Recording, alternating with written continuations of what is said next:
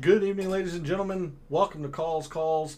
This is the 2026 RBC Heritage DFS Tactics show. Apologies, I went live and realized that my microphone did not pick up. I've been working on some things in the background, trying to correct the dropped frames issues. And apparently when I shut down my computer to restart some things, my microphone ended up shutting off. So apologies for that. But we're live now. I went through pretty much the entire intro without realizing that I was muted. Per usual on a Wednesday night, we're going to cover a lot of things. We'll take a look at our final look at the forecast. We're going to look at the mixed condition model that I made. We'll look at the rankings that I have for this week. We'll make some lineups and, of course, cover the 2026 Picks Challenge. So let's get into it, shall we? All statistics provided tonight and moving forward are from both the Rabbit Hole and Fantasy National. Go check out the Rabbit Hole. They are merging or acquiring. Fantasy National has everything you need at your fingertips to make the correct wagers and the right plays week in and week out on the PGA Tour. Go check out the Rabbit Hole. You won't regret it. In the description to the video, there are links to all the social media. On Mondays, I generally post research regarding the tournament of the week. Didn't do that this week, but generally we'll post some research regarding past champions, patterns, and so forth. And then Wednesday nights after the DFS Tactics show, I always post my betting cards and my top player usage in the DFS contests I play. So if you want to see those pieces of information, give me a follow over at social media. And then Gabe's handle's in the description. He writes a great article called The Fringe. Highly recommend it. If you're a subscriber to his article, you're going to be able to join us in his Substack chat, which happens every Wednesday after the DFS Tactics show as well here on Calls. So a lot of things to make sure you're following over on social media and all that. And then lastly, for this intro, we are live. Chat's open. I want to hear from you all. I've got a poll question typed up. I thought it was going to be about Rory and, where he ranks in the pantheon of all-time greats. And then there was some interesting information that came out today in the golf world. So our poll question is about that. And then anything and everything RBC Heritage, put your thoughts and opinions in chat. Would love to hear from you. If you're not able to catch a show live, put your thoughts and opinions into the comments. I'll always get to those as well. So let's get into it. Let's figure out our strategies and our tactics for the 2026 RBC Heritage. We're going to start, as we always do on a Wednesday night, over at the Super Forecast for Harbor Town and the RBC Heritage. Good evening, Phil. Thanks for jumping in chat. I saw your message in the first go of the stream. I did not realize that the microphone was muted, and apologies for that. Hopefully we have, everybody has returned from that fiasco. But it's good to see you this evening. Hopefully you're ready for the RBC Heritage. Will be interesting to hear your thoughts or opinions on the poll question. I mentioned how I thought it was going to be about Rory and, where everyone thinks he ranks in the pantheon of all-time greats now that he's a two-time Masters winner, Grand Slam winner, etc. But as I mentioned in the intro or teased, there were some pretty big golf news that happened maybe late last night into today. And that is that LIV is seemingly on the verge of stopping. I've heard conflicting reports. Of course, I'm nowhere near an insider in terms of reporting or on the PGA Tour or on LIV or anything like that. But everything seems to point to that LIV is in danger of folding. And so the poll question this evening regards a little bit with LIV in the terms of, if LIV folds, when should Bryson and Jon Rahm and etc. be allowed back on the PGA Tour? So I only had 4 options available. So, put your best feeling answer, even if it doesn't match completely. When do you think the LIV players should be allowed back onto the PGA Tour? 4 options there. Good evening, Moss. Thanks for jumping to chat. Much appreciated. Apologies if you jumped in to the first stream that went on for a couple minutes. Did not realize that my microphone had shut off or disconnected or whatever. But I essentially went through the entire intro muted, which was great. We were off to a flying start this evening. So hopefully we'll pick up the momentum and end the show off well by finding the right plays this evening for the RBC Heritage, but not a great start. It was good to see you in chat, Moss. Very much appreciated. The weather for Harbor Town and the RBC Heritage looks pretty darn pristine. Yes, we're going to get some wind. That's normal at a coastal course like this, but if you're looking at, low double digits in terms of sustained winds and gusts into the mid-teens, that's pretty darn calm. All things considered, looks like a beautiful week and weekend for golf. High of low 70s tomorrow.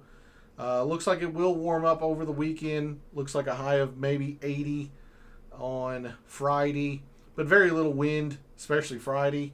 And then if we zoom out, take a look at the weekend forecast. Again, no rain, very little wind, just looks fantastic for golf this week. No particular wave advantage, I don't think. Not that there is really a wave per se. You might have a portion of the field that might miss some of the worst weather, but this doesn't look like much at all. Now, Sunday the wind could pick up a little bit and make for an interesting finish to the tournament, especially if this gustier wind gets moved up in the forecast. But as of right now, just looks like a perfect week and weekend for golf down in Harbor Town. So there's a look at the weather. Like I said, I did not factor this in at all into my thought process in terms of players or rankings or anything like that. So with that, we're going to go over to the rabbit hole and bet spurts, and let's just kind of go straight into the mixed condition model. I want to make a lot of lineups tonight. I'm sure there are plenty of questions with a no-cut event. There's a lot of strategy to it. So let's go ahead and jump to the mixed condition model that I've made for Harbor Town this week. We've spent most of the week talking about how off the tee is pretty mitigated here. And certainly distance is mitigated here. Distance is not mandatory. It can help, sure, but you look at players like Tom Hoge, and Matt Fitzpatrick was never the longest. He's gotten longer over his career. Justin Thomas isn't the longest. These players that traditionally do well around Harbor Town, and you think back when it was a full field event, players like Satoshi Kodaira and Wesley Bryan, they're not long by PGA Tour standards. So length is absolutely not mandatory or really that big of a factor around here. However, I did use 5% off the tee on less than driver courses. I wanted to see when players have to back down or have the option to back down, who can still gain quite a bit of strokes off the tee. It can be a big advantage if a player decides to take driver, be aggressive when a lot of others aren't. So that's the thought process on why I have 5% off the tee on these less than driver courses. Places like TBC Sawgrass, another Pete Dye design. Places like Waialae, TBC River Highlands factor into this less than driver off the tee metric. 15% good drives, which is a player has hit the fairway or they hit the green from the rough or fairway bunker or whatever they happen to hit it from the tee. 15% on Pete Dye courses. I talked about this quite a bit on Monday night. I have used this exact metric on Pete Dye courses to great success. Harbor Town especially, it's not necessarily enough just to hit the fairway. You need to be in the right portion of the fairway. You could be in the left half of the fairway and be completely blocked out to the green with all of the overhanging trees and limbs and whatnot, and you have to, shape a 40-yard, cut or draw or what have you. So sometimes it is actually better to be in the rough, but that's where I'm using these good drives because the player's hitting the green as well.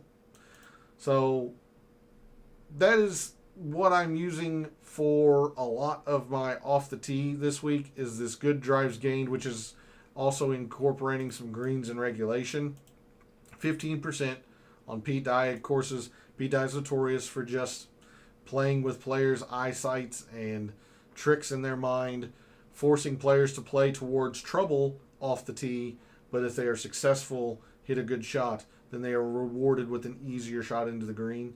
So 15% there, 20% in strokes gained approach, and I'm only going back to the last 24 rounds. I want to see who is playing well recently. I mean, extremely recently. If I included all of 2026, like Siwoo Kim would be number one in strokes gained approach, but a lot of his strokes gained in approach came early in the year. Sony, Amex, Farmers. That's not to say he's been bad lately. He's been pretty good lately. But a lot of his approach strokes gained were at the beginning of the year. So I want to see, essentially from the Arnold Palmer forward, maybe a little bit further back. Maybe we're talking, sometime into February. But for the most part, I'm trying to find recency. Who's been great with the irons recently? 20% there. 10% in proximity, 100 to 150 yards. That is a massive bucket in terms of approach proximity here at RBC Heritage and Harbor Town. 28.5% of your approach shots from 100 to 150. So 10% there. 5% each from fairway and rough, 175 to 200. Again, looking at this approach bucket, 50% more approach shots come from this range at Harbor Town versus the PGA Tour average because of the forced layups and the dog legs.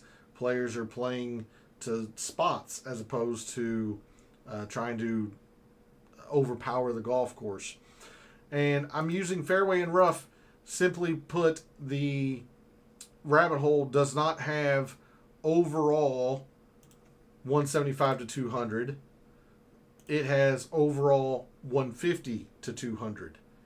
So I did have to break out the fairway and the rough, 5% each in that. So essentially what I'm trying to go for is 10% in 175 to 200 as well. These are the two ranges that are most important around Harbor Town. 15% around the green. You might think that's a little bit heavy. These greens are going to get missed. These are some of the smallest greens on tour. Only Pebble Beach is smaller. Greens hit 62.5%. Doesn't sound like much of a difference, but these greens were rebuilt since last year. When you have new greens, they are really, really firm. They've had no rain in the area for a while now. Really fast, really firm. I expect players to miss more greens this year than what we're accustomed to seeing at RBC Heritage. So short game is going to be even more paramount. 15% strokes gained around the green, just flat out strokes gained around the green. It is easy around Harbor Town, as you can see here. All green there. Strokes gained around the green from the rough is a lot easier. Maybe not necessarily a whole lot easier from the bunker, but it's still easier. But they're just going to have to, the professionals this week are going to have to use their around the green touch more this week than what they normally do. So that's the reasoning behind so much percentage there. 5% putting in your last 24 rounds. I went back and looked at some of the past champions. Justin Thomas, Fitzpatrick, Scheffler, even Scotty 2 years ago. These guys that won, especially when it was a no-cut event or a signature event, they were putting well above their baseline. So I didn't want to overweight it. 5% in putting in their last 24 rounds. 5% on Poa Trivialis, in case we have any Poa Trivialis specialists. And we've talked about this a bunch already earlier in the year. This is Harbor Town and Quail Hollow and Sawgrass, TBC San Antonio, Scottsdale, all of the courses that the GCSAA lists as having Poa Trivialis. That is what's making this set of data. So 5% there. And then finally, I talked on Monday night how the par 3s are going to be pretty darn important. So 10% from 176 to 200. Again, the majority of the par 3s fall to that range. You got 200 on the nose, 195, 192, 185. But when you look back and take a look at historical performances of the RBC Heritage, they move them around. There are some that play less than 175, as in the 150 to 175 bucket, and there are some that go into the 201 and 225 bucket. So I've got the majority of it in this range, 5% in the longer range, because I think whenever it's been a signature event, they've tended to lengthen the par 3s, not shorten them. So there's a look at the mixed condition model that I've made for Harbor Town this week. The first immediate weakness, no par 5s. That was the one thing I had to cut to factor in as much around the green as I wanted to factor in the 175 to 200 like I wanted to. I wanted to put some par 5 scoring in here because you have to take advantage of the par 5s here, and they're not easy necessarily to do. You've got the short par 5 second at a half a shot, the short par 5, or mid-length, I guess, par 5 fifth, half a shot. But the one on the back is a true 3-shot hole. Only plays to a quarter of a shot under par. And a lot of times, players don't necessarily go for these two par 5s and 2. So par 5 scoring will be important. I just ran out of percentage. Otherwise, like if this is an outlier year and off the tee matters a lot, I'm going to be weak to it. I did not factor it in hardly at all. I'm really, really heavy on approach, like good drives, strokes gained approach, proximities. If that's not as big of a deal, I'll be weak. Putting, if putting matters a little bit more or less, I'll be weak to it. But I wanted to make sure I factored in the par 3s because they are pretty long and difficult here at Harbor Town. There's a look at the mixed condition model. Hopefully I've given you, my thought process behind the model, why I included things that I did, where I'm weak, etc. With that, we're going to go over to Microsoft Excel and the reveal of my rankings. For your information, if you are a new viewer, and as a reminder for returning viewers, my rankings are based on 3 criteria. The rabbit hole rank, which is a straight numerical ranking based on the metrics and percentages, essentially the mixed condition model that we just went over. The rabbit hole will spit out a ranking, rank the players in the field from best to worst. So that's a big, pretty big factor into my rankings. Course value is an attempt at giving a player a numerical value at how well they've played that course. Normally, I go back 5 years. For the RBC Heritage, I only went back 2, 2025 and 2024, because of the change in formatting. Even in 2023, there was a cut. It was a smaller field, but it was still a cut. 2024 and 25 has been a signature event with no cut. So That is why I only went back 2 years. But the lower the number, the better. If a player has played that course very well, like you see Brian Harmon, he's been very good here. Scotty has been excellent here. A win in like an eighth. Justin Thomas is good here, or has been good here. Whereas somebody like Minwoo Lee, who's played it once and it was not very good. Jake Knapp played it once, wasn't very good. So the lower the number, the better there. The last factor into my rankings, we are playing DFS. We're trying to find unique options off of our fellow contestants. Projected ownerships, and these are from Gabe in his deluxe version of the Fringe that comes out early on Wednesdays. His projected ownerships are also a factor into my rankings. And especially this week, with a limited field and no cut, it is imperative. It's going to be very imperative that you find uniqueness. You're not going to be able to play the standard chalky guys and get away with it this week with only 82 players in the field. So there is an explanation on, the mathematical formula that comprises my rankings. My rankings for the RBC Heritage, Sepp Straka is number 1. The model really liked him. He's been very good both years here, and he's pretty unique. That's why he's rising to number 1. You see purely by the analytics, he was really 7th, but he's rising thanks to great course history and low ownership. Colin Morikawa, number 2. And again, the formula is not going to know that he's battling a bad back. It's just going by the numbers. Even though he played pretty darn well at the Masters, he still doesn't look all that great in terms of, just by perception, how he looks. I'm going to have to all in on Morikawa. See, you and I are different in that regard, Phil. Last week, I would have said it was a logical play, even though we didn't know he was going to play, just because he was so low owned. He's at 16%. Like, that's quite a bit of ownership. I'm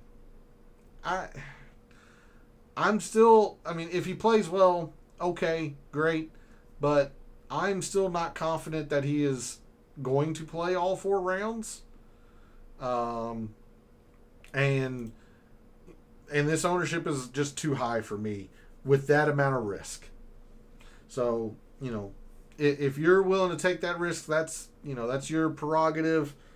It's your money, your lineups, and you're just going to have to find uniqueness elsewhere. This is one of the chalkier plays that myself, I can get away from just due to the fact that he's still not 100% healthy. But Colin Morikawa, number 2, Russell Henley, Akshay Bhatia, and Scotty round out my top 5. Ludwig, Fitzpatrick, Victor, Xander, and Wyndham Clark round out my top 10. Not a whole lot of surprise here. Maybe a little bit by Wyndham Clark. But he's been good in both years of the signature event. And he's very, very unique. So he's rising quite a bit with that. A little surprised to see Tommy drop out of the top 10. But, average finish of 28th in an 80-man field. I'm going to round to a nice, whole number, round number. That's not exactly elite. You're more so wanting to, find someone like Russell Henley, who's been averaging an average finish of 10th, Sepp Straka average finish of 9th, etc. So, Tommy hasn't been superb here. He's been good, but not superb when it's been a signature event, and he's also very popular. Spieth, Lowry falling out. Siwoo falls down because of the high ownership. So, yeah, there's a look at my top 10. You can always argue the ordering, but I don't really have a whole lot of qualms here. I don't know if I'd make Scotty 5th. I'd probably raise him quite a bit. But purely by the numbers, he was only 6th. So, interesting to know. Okay, with that, enough rambling. Let's sort on the price board, figure out where our fellow contestants seem to be going at various areas of the price board, and how we can maneuver around them. In the 5 digits, in the 10Ks, and I understand Scotty is 13.5, but I just say 5 digits and 10Ks to make it easy. In the 5 digits, we have 4 players this week. Scotty at 13.5, Xander at 10.5, Tommy at 10.1, Matt Fitzpatrick at 10,000 even. Fitzpatrick appears to be the most popular play on the slate, at least according to Gabe. That kind of checks out. Former champion here, played decent enough at the Masters. The win at the Valspar, which is a highly, highly comp course to the RBC Heritage and Harbor Town. Nothing shies you away from, the model, past history. It's just the ownership. Last week, I talked about how I wasn't going to play Scotty because I did not like the lineups and how they looked last week, and I thought you were foregoing a lot of value. Even though Scotty finished second, I still stand by that, considering players like Reed, who I know he backed up, but Rose, Henley, Xander, these guys still played very well last week, and more balanced-ish lineups did pretty well. That's not the case this week. They've lowered Scotty's price to 13.5, and with a no-cut event, you're getting 4 rounds out of your 6K players. I like Scotty a lot this week, even more so than what I did last week at the Masters, and a lot of it's predicated on the fact that he is a little bit lower in salary, and he's still projected to be the lowest owned player in the 5 digits. He's won here, number 1 around the green in the last 24 rounds. The irons have been better. A little bit concerning with the wedge proximity, but it's Scotty. And the thing is, Scotty's putting well right now, too. He's top 15 in this field in the last 24 rounds. So you've got more wiggle room with Scotty this week than you did last week. That is why I'm playing more Scotty. Then elsewhere in the 5 digits, all 3 of these players I can make a case for and a case against. I want to like Xander, but his around the green's been pretty iffy, especially lately in 2026. He hasn't been great on the length of the par 3s. That's prevalent here at Harbor Town. And he hasn't been the best at Harbor Town when it's been a signature event. He's been good, but not necessarily the best. So I'm going to play Xander sparingly. You see the around the green, a little bit hit and miss. It was best at Riv.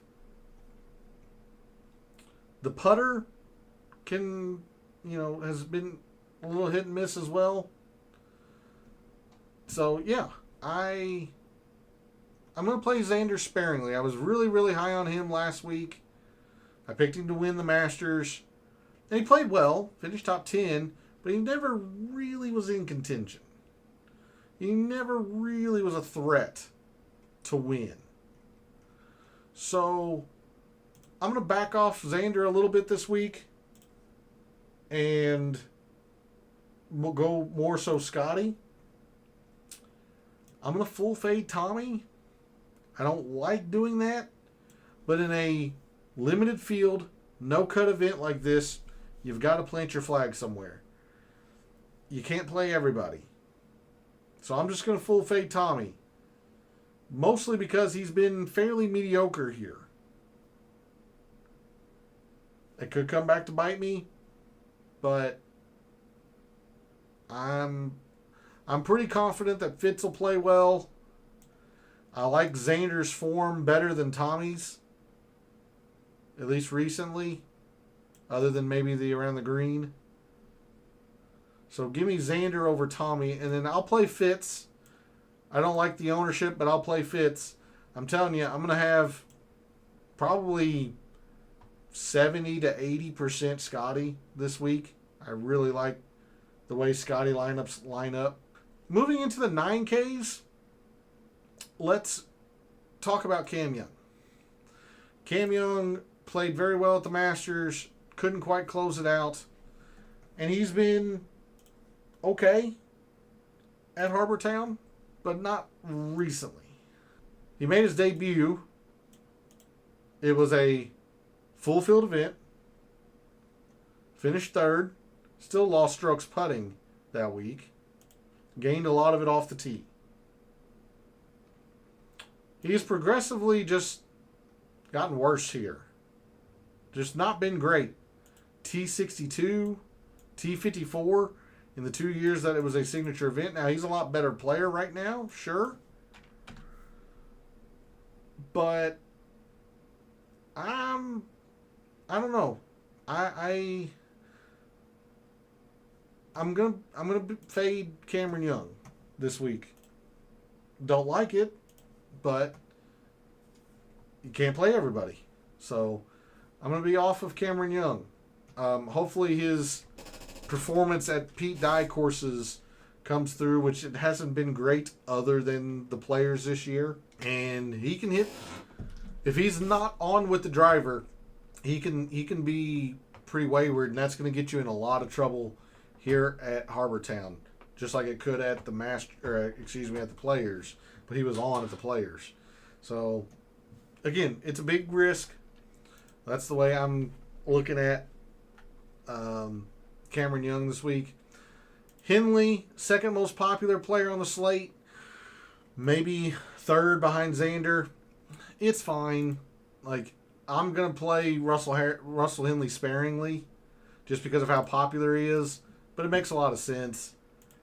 Plays these Pete Dye courses very well. Great wedge player. He's actually been pretty good putting lately. Makes sense. I'm just going to be lower on him. And my big fade this week is Ludwig. And it's not a whole lot to go on. I understand that.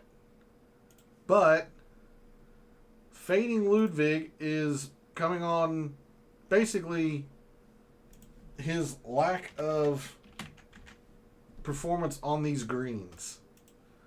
He's played here twice. He did have a top 10 2 years ago, and then it was pretty poor last year.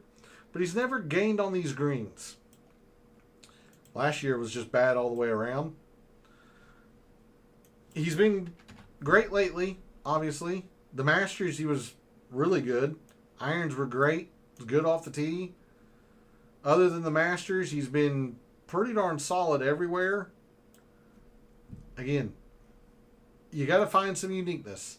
And the fact that I'm playing Scotty a lot, I can't play a whole lot in the nines. I just can't.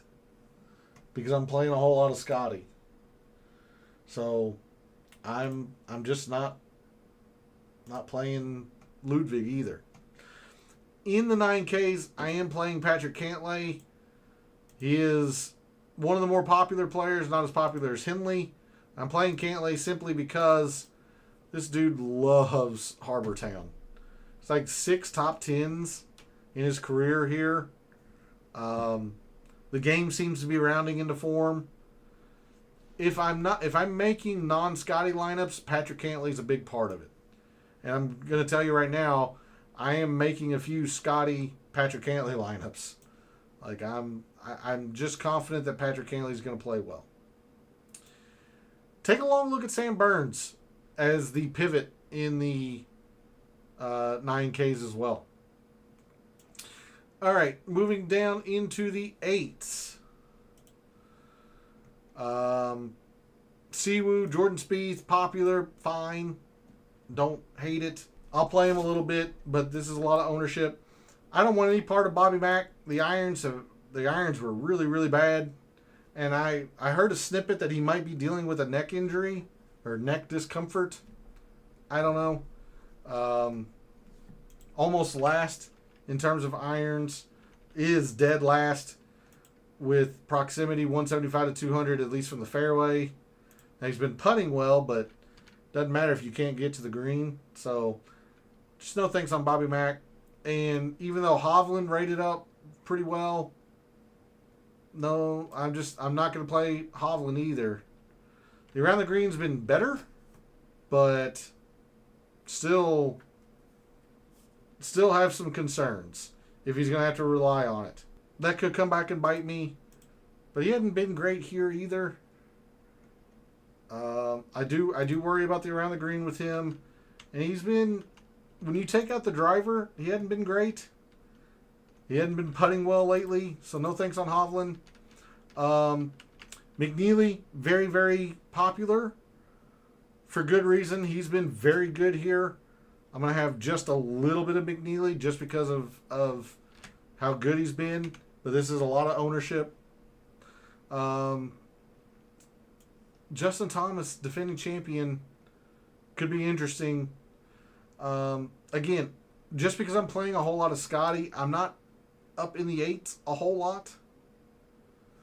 I'll sprinkle some JT. Might have Jacob Bridgman once or twice. Like Chris Goddard should be interesting. He wins Waialae, which you wouldn't think is a good course for him because he wants to just rip driver. But yet he wins at Waialae. I don't know. I'm kind of torn on Chris Goddard. And he's certainly the least owned, or at least he's projected to be the least owned. So there's a lot of value in Chris Goddard if you're willing to take that chance. Yeah, there's worse players to take a chance on. But he hasn't been the greatest on Pete Dye courses in his small sample size. So just be mindful of that. So yeah, in the 8Ks, I'm sprinkling a little bit of these two. I'm very little, a dabble of Mav McNeely. I'll play a little bit of these two, but I'm not really in the 8Ks because I'm playing a lot of Scotty. Moving into the 7s, this is where I've been living a lot this week because I'm playing a lot of Scotty. Number one player in my ranking, Sepp Straka. I don't know if I would put him number one, but I mean, analytically, he was still top 10. He's been excellent here in the 2 years. It's a signature event. Doesn't seem to be getting a lot of love from our fellow contestants. Number 2 in the length of par 3s that's most prevalent here at Harbor Town. Very good from the fairway. He has to be in the fairway to take advantage of it because you can see from the rough he hasn't been good. But I don't know. I'm going to play a little bit of Sepp. And I really like Akshay this week. Coming off of the very poor Masters, seemingly less than 10%, which this is surprising to me. Gabe does not project any player less than 7,800 to have double-digit ownership. I don't know if I agree with that. I'm pretty sure there's going to be a couple of players lower down here that are going to garner some ownership, but I just don't know who that is based on Gabe's projections. But I really like Akshay. I'm hoping he's pretty unique this week. Third in irons, top 25 in good drives, especially on Pete Dye courses. Very good wedge player, 100 to 150. Maybe not necessarily around the green, but even around the green has been acceptable lately. Great putting recently as well. So I think it's all systems go for Akshay. And if you take a look at Akshay's Masters, it actually wasn't nearly that bad. It really wasn't. He gained strokes on approach. He gained strokes on the green. He just lost it off the tee and lost it around the green, which Augusta will do that to you, especially around the green. Maybe a little bit troubling that he was bad off the tee, but I mean, it's Augusta. It's tough. Look at all of the form coming in before Augusta. I don't know. I like Akshay this week. I think Harbor Town sets up well for him. Ryo Itsatsune could be interesting as well. Still hitting his irons very well. Didn't play last week. Guy is a ball striker extraordinaire. I like Rio. I just like Akshay a lot more at his same price. Mid sevens. Like Gerard would be interesting, except this guy cannot play around the green. That's what really scared me away from Ryan Gerard. And he played here either last year or 2 years ago. It wasn't. It was okay. It wasn't great. Little concerning with that. He is the number one player from the rough, for what it's worth. At least rough 175 to 200.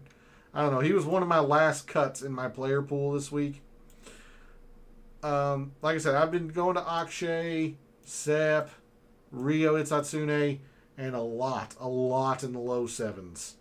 I'm going to go back to Daniel Berger a little bit, even though the around the green is quite hairy. Top 10 irons, top 3 in good drives on Pete Dye courses. I'm not all that high on Wyndham Clark, although he's been very good here. I think Wyndham Clark could be interesting for you. Just be aware that he can spray it around a little bit. So he has to be very, very accurate with the driver. That's a lot to ask at Harbor Town. He's been good here before, though. The putter's gone right now. That's a concern as well. That's what got me off of Wyndham Clark. You know, the ability to spray it and the horrendous putter right now. But there's a lot going for Wyndham Clark, too. Look, I've been playing Sudarshan for a month and a half now. I'm not going to back off of him now. Yes, it's a step up in competition, but look at the players. He played very well at the players. Guy hits his irons great. He's acceptable around the green. Pretty good putter as well. I would imagine Sudarshan's probably going to be more popular than what Gabe has him right now. But, I mean, if Sudarshan's less than 10%, I'm going to be extremely happy. Because I'm going to play metric tons of Sudarshan. Brian Harmon.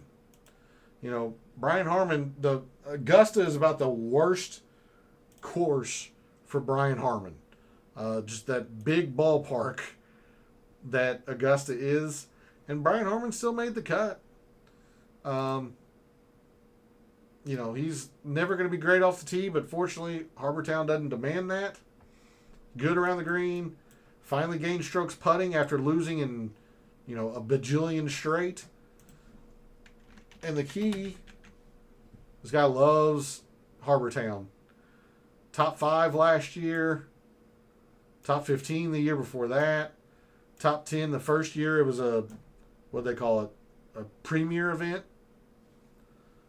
Yeah, he plays Harbor Town really, really well. So I like Brian Harmon a lot this week. And somebody else in the low sevens, JT Poston. I know he didn't rate out well, but JT Poston loves these short, positional, target golf style courses. Now, he has not been in as nearly good of form as some of these others, but I'm playing him for this excellent course history, the course fit. Guy knows how to play Pete Dye designs. Putter is okay, and the irons actually woke up in the past 2 starts. So, yeah, I like JT Poston a lot this week. And then I think it might have been you, Phil. Somebody was on Marco Pinge a couple weeks ago, especially you know, at the Valspar when he was. It didn't feel like a very good fit for him. I am going to play Marco Pinge once because he has shown he can play these shorter tracks okay. Like, I understand he rated out one of the like almost dead last for me because of the irons, Didn't hit a whole lot of fairways, but there's something to be said about finishing top 5 or whatever he did at the Valspar, the one that Matt Fitzpatrick won. So I'm going to play Pinge once, thinking that he might have turned a corner, in his early in his PGA Tour career. Yeah, top 5 at the Valspar. Did it mostly off the tee, and he gained quite a bit with the putter, but still, I'm not going to fault him for a poor Masters. He was a debutant. Debutants generally struggle, and he actually putt well at the Masters. So I'm going to play Pinge once, but I'm much, much more interested in Brian Harmon at 7,000. JT Poston, Suter Sean at 72. Looks like Alex Noren's fairly popular. Makes sense because of all the around the green. Not my favorite. And then going into the 6Ks, there are several players that I want to recommend here. Looks like your most popular player is either Keegan or Sungjae at 6%. Sungjae is interesting because he generally plays Pete Dye designs well. But we're going low in the price board for this week. Take a look at Matt Wallace. Somebody talked about Matt Wallace earlier this week. It might have been Phil. And it wasn't a name that came to mind immediately, and then I dug into it, and it makes a lot of sense. He hadn't played either of the years that it was a signature event, but, pretty darn good around the green. Keeps the ball in front of him. Plays the length of these par 3s well. Take a look at Matt Wallace. I don't hate it. Putnam rated out well. Be mindful that he's been horrible here. Putnam has. Hey, good evening, Z. Thanks for jumping to chat. Much appreciated. Keegs, I didn't play him mainly because he is one of the more popular players in the 6Ks. I don't have strong feelings or good feelings about Keegan. I have strong feelings, they're just not good. The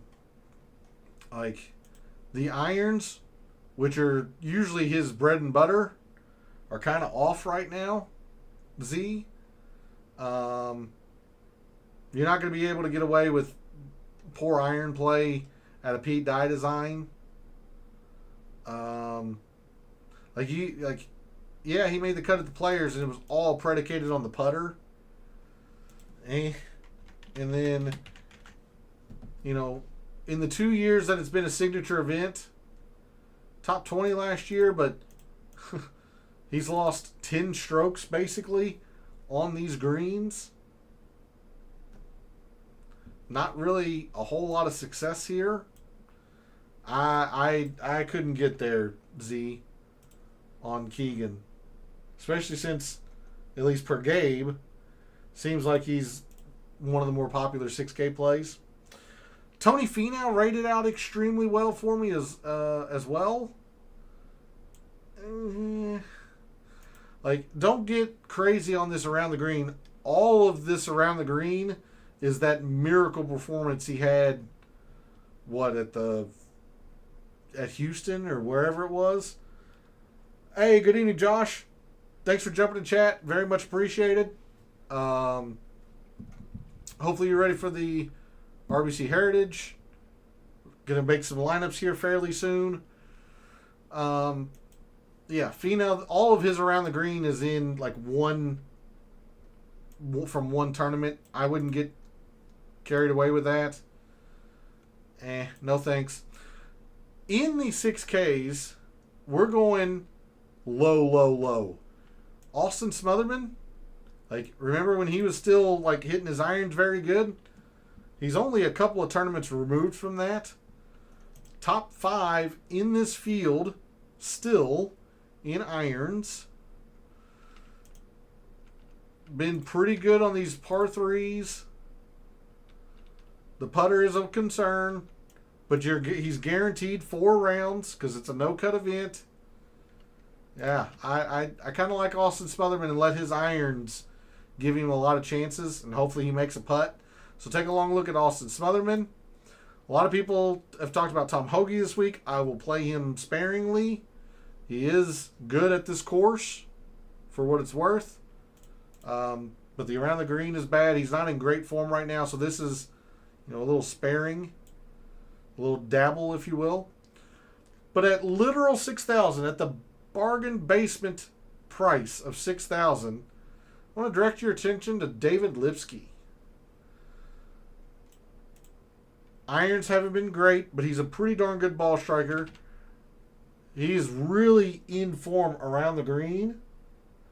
And normally his weakness, putting, has actually been a strength lately. Now, he missed the cut at Houston. That's not that's not what you want to see. But the Valspar is a pretty darn close to a direct comp course. And you runner up there. All in the short game, so maybe a little bit of smoke and mirrors here. But before Houston, the putter, which was a weakness, had been a strength. This guy can really dial it up with the irons. I mean, he gained 10 at the Charles Schwab a couple years back. He was really good in 2023 and 2024. I mean, even this past fall at the Bank of Utah, his irons were pretty solid. So I'm going to bank on a return to form for the irons for David Lipsky at $6,000. And hopefully that putter comes back as well. Or he just had a bad week in Houston. At $6,000, David Lipsky is the mad scientist play this week. All right, enough of that. Let's start building some lineups, figure out where or how our fellow contestants seem to be approaching this week, how we can maneuver around them. The most projected on player is Matt Fitzpatrick, 23.5%. I wouldn't be surprised if Xander or Russell Henley got up there as well. I'm just going by Gabe's projections. So this is going to be pretty hard to do tonight because Gabe doesn't project anybody under 7,800 to get double digits. And somebody in the mid to low sevens is going to get double digits. I'm hoping it's not Suter, Sean, but it more than likely will be, which is frustrating. Alex Noren at 8% seems to be, at least according to Gabe, the highest owned or chalky low 7. But starting, our fellow contestants starting at Fitz, they've got a lot of maneuverability here. They can go to Siwoo, go into the mid to low 8s. Mav McNeely's getting a lot of attention. Let's do Minwoo Lee. And then, 77 on down. Ben Griffin, Patia's at 9%. Hisatsune's at close to 9%. Fowler at 8.5%. Spawn 8.5%. Fill out this last person who you think it's going to be. I understand this is a couple hundred over. I'm just trying to squeeze in as much ownership as I can. This is probably going to be a chalky build this week. Fitz, maybe they go into a low 9 like Cantlay or Jake Knapp instead of Siwoo. But then Mav McNeely's very popular.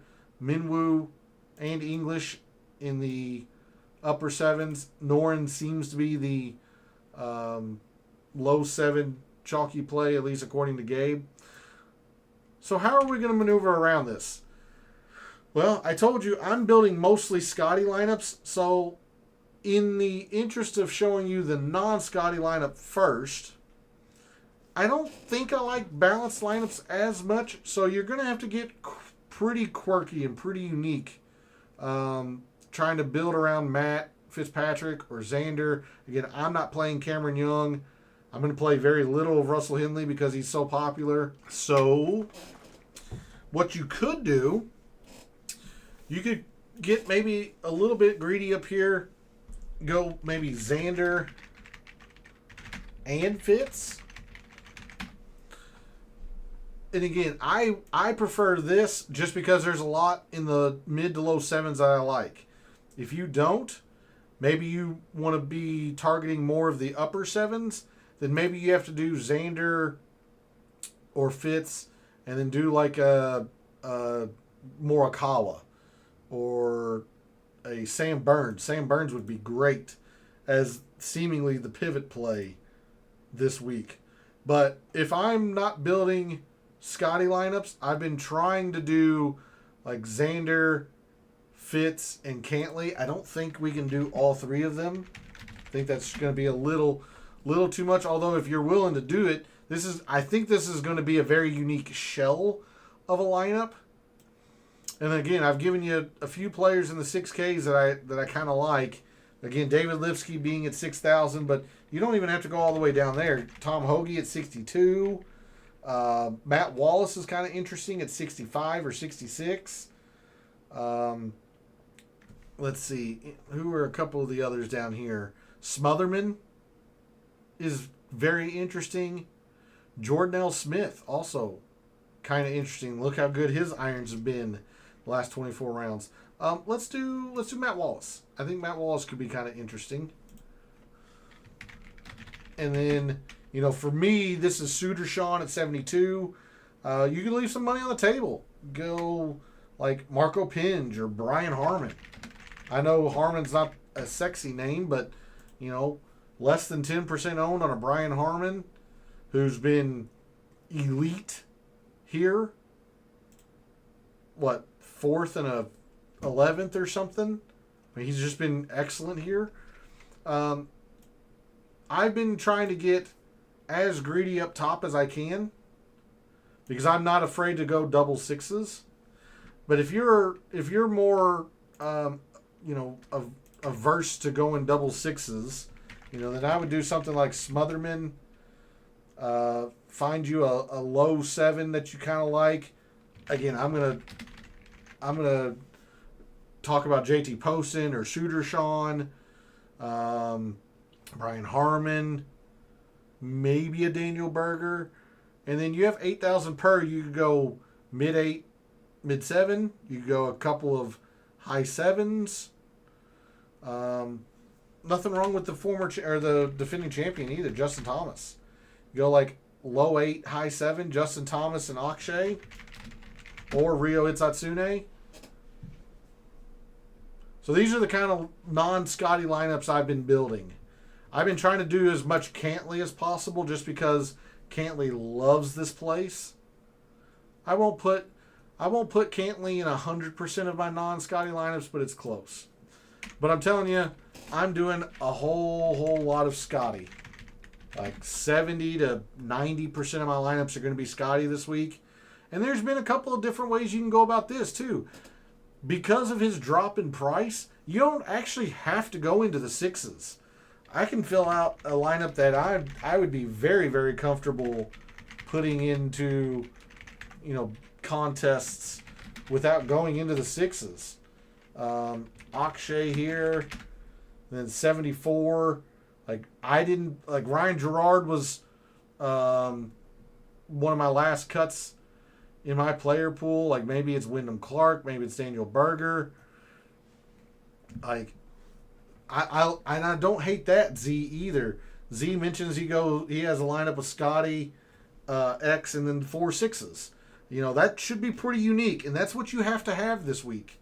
You just have to bank on Scotty and or Xander being in the top 3, which is it's reasonable that they could do that. And then your 6Ks have to play, finish in the top half. Preferably one inside the top 10 or top 15. Another one probably inside the top 20, but you're gonna have to be unique like that. So I don't hate that at all. Scotty, Xander, for me it'd be Lipsky or Kapoji if I could type. Lipsky, Smotherman. Again, Matt Wallace is kind of interesting for me. And here, 7,100, I could do that with a low 7 like Brian Harman. you can find $100 and go to Suitor Sean, who I really like. So, you know, that I like that. I like this lineup quite a bit. This style of lineup, Z. I do. Instead of Xander, I've been mostly going to Cantlay.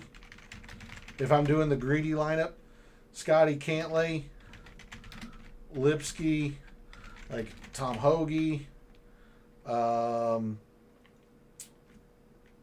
I mean, if you're willing to do triple sixes, then, you know, so be it. But this would be like Suitor Sean, and then Akshay or Sepp Straka. Like, there's another style of lineup that could be pretty unique, I think. I don't have anything wrong with Spieth, Z. He's just popular. So, I mean, I'll play him. But because I'm playing a whole lot of Scotty, I'm just not playing that much 9s or 8s. I'm just not. Like, Cantlay being the exception there, because Cantlay has just been fantastic at this place. So I'm trying to find places to get Cantlay into some lineups. I don't have anything against Spieth. It's just that I am, like I said, 70, 80, 90% Scotty, which kind of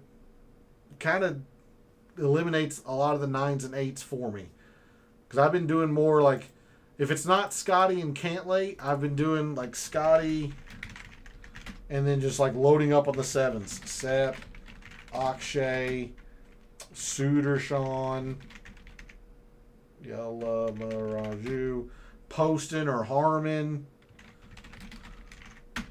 And then like 65 is, who is 6,500 that I was using? Wallace is 6,600. Putnam is 6,400. Smotherman. You know, someone else too that we didn't really talk about, Sungjae. You could maybe take a look at Sungjae, even though he's a little bit popular for the 6Ks. Good questions. We've done this for a couple months now. I will open it up to the community. Let's build a community lineup. We are going to put this. Unfortunately, I didn't get logged into DK in time this week for the birdie. So we are in the mini max, the 150 max entry, $3 per entry contest. It's the mini max this week. We're only going to do one lineup, but we're going to put one lineup in as a community into that lineup. So throw out your suggestions on how we're going to fill out that community lineup, and I will put that in later this evening. We just missed cashing last week at the Masters. Who was it that did us in? I'd have to look. Batia. We played Batia, who missed the cut. Connors wasn't great. English wasn't great. And we played Cam Young over Tommy. But we missed cashing by about 7 or 8 points. So like I said, I will open up the chat here. How are we going to fill out our lineup this week? Because it's my money, I'm going to make the executive decision that no matter how we do it, we're going to put in some Suitor Sean. I'm hoping he's this unique. I don't think he will be. That said, even if he's 10, 12, 15% might be a little bit too heavy, but if he's 10, 12%, you know, it's where we're at. Hey, good evening, retail. Thanks for jumping to chat. Much appreciated. Bridgman is my second home, so we'll put Bridgman here, and it's good to see you. Hopefully you had a good Masters. What'd you think of Rory winning? All of that. What are you going to be doing for the RBC Heritage? Moss says Sepp Straka and Rio. Sungjae from Z. Okay. Like if we're centering around these people, we can afford to go up into the upper portion of the price board. Retail thinks Scotty's going to win. I can't argue too much against you with that, considering I'm playing him, in majority of my lineups because of his stress-free week. He was there for 3 weeks practicing. Like, I wish I would have known he was like on site practicing, because one of the things I did say last week is that a 7 to 8% Rory is highly, highly appealing. I wasn't that big on Scotty last week because I didn't like the lineups, considering how expensive he was. But we're getting quite a bit of a, I can't say discount, but less price on him this week, and I like the way the Scotty lineups look. So if we do Scotty, let's see what Bridgman, Sepp, Rio looks like. Yeah, we're not going to be able to do all of them. I do like Scotty. I think somebody put in Straka and Rio. So Moss, you tell me which of these two you want to keep. We'll keep Bridgman. Of course, the executive decision on Sudarshan. If we go Sungjae here,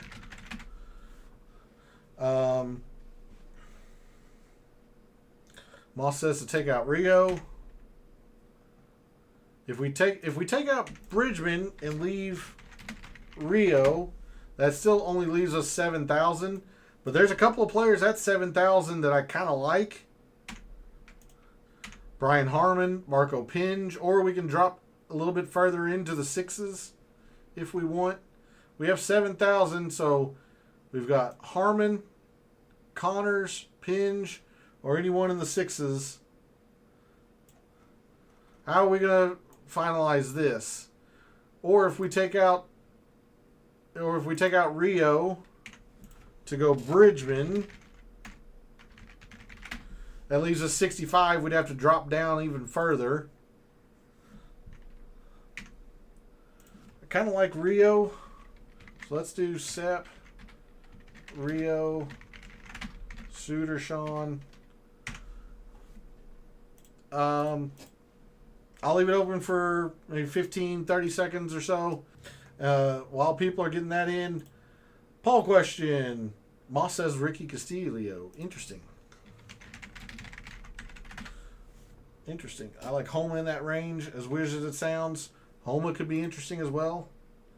Castillo, Max Homa.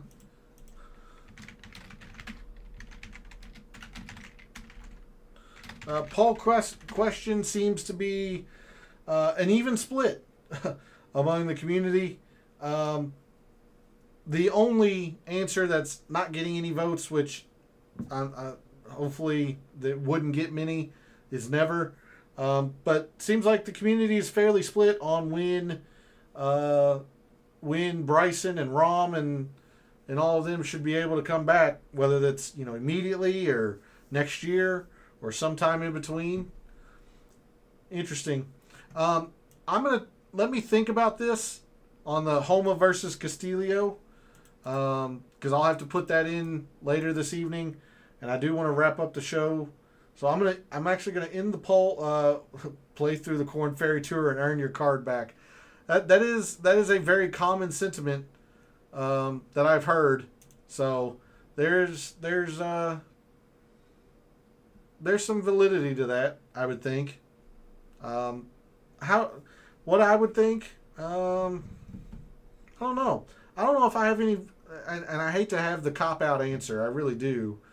But I really don't think I have strong feelings about it. Like, if they were to say that Bryson and Rahm could play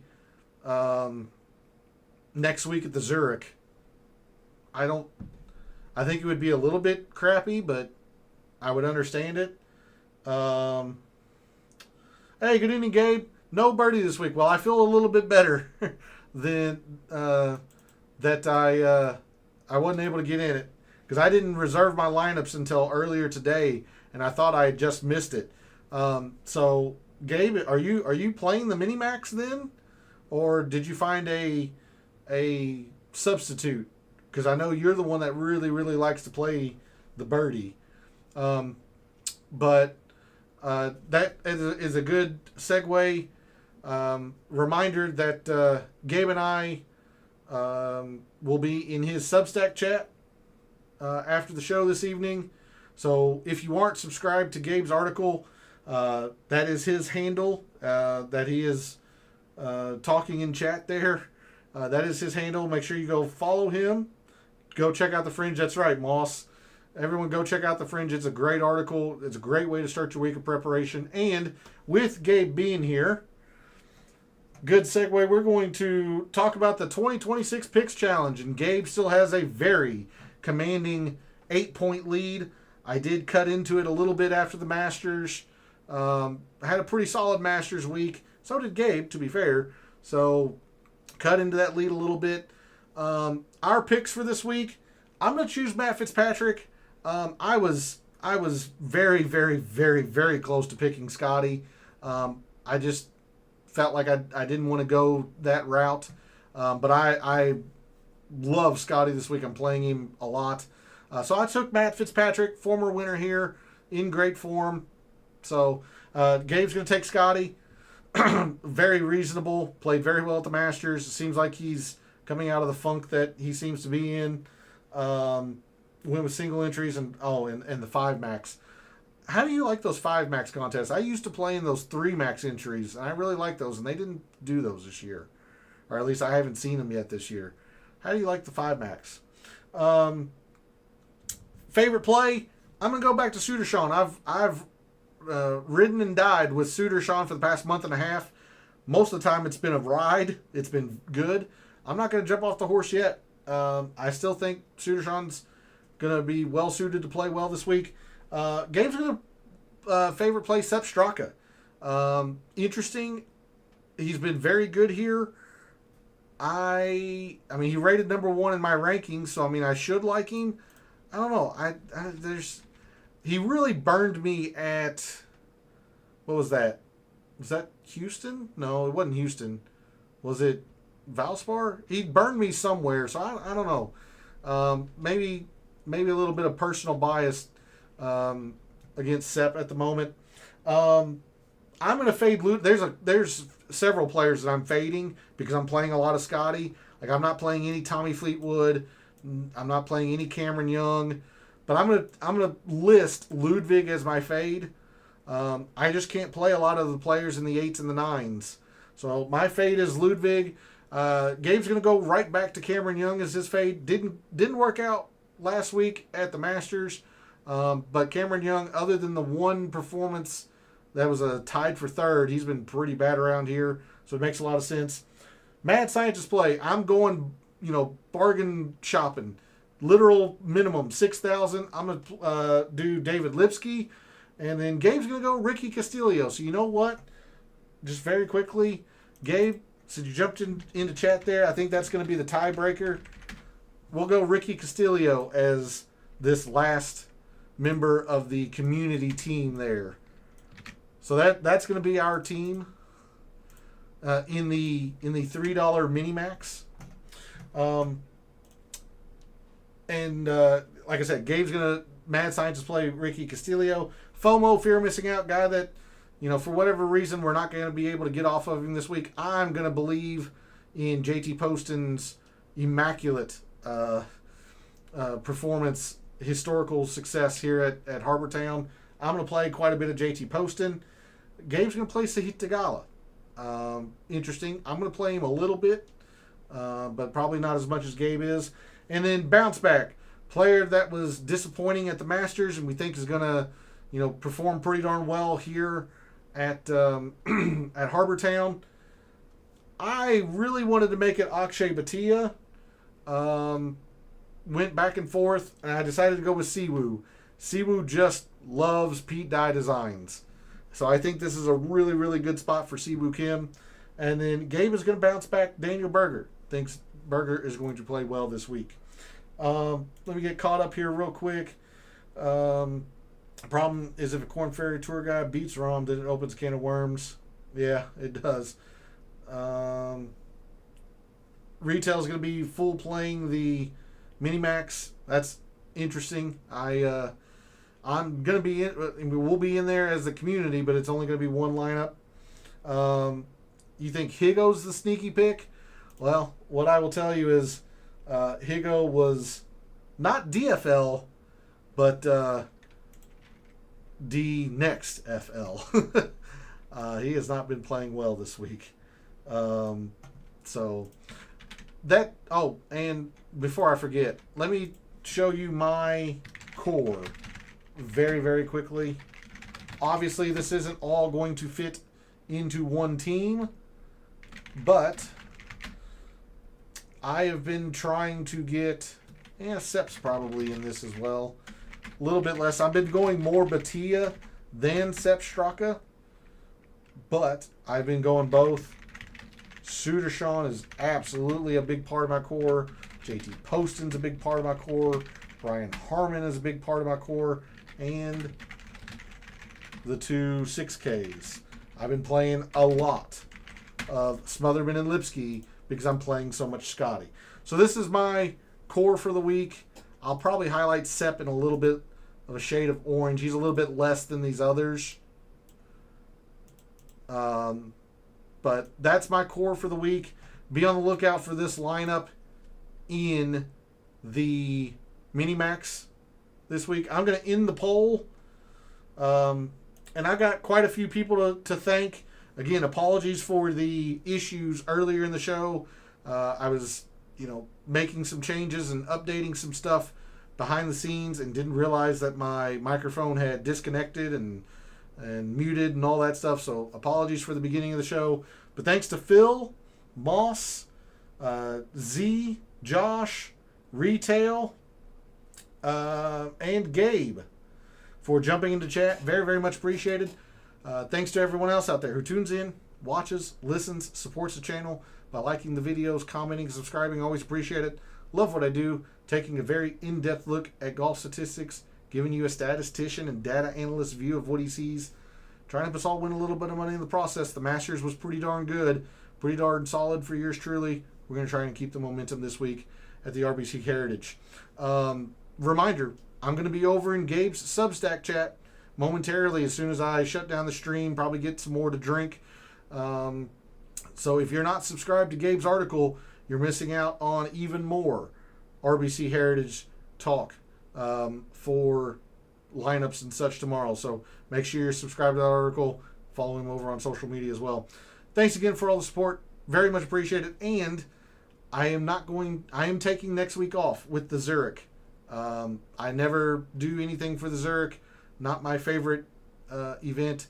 So I'll probably make a very short 5-minute show Sunday to remind you all. But no shows next week for calls for the Zurich. We'll be back for a brand new course in 2 weeks in Doral.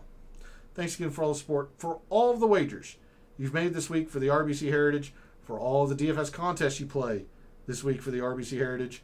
For this weekend and every weekend, may all your bets be profitable.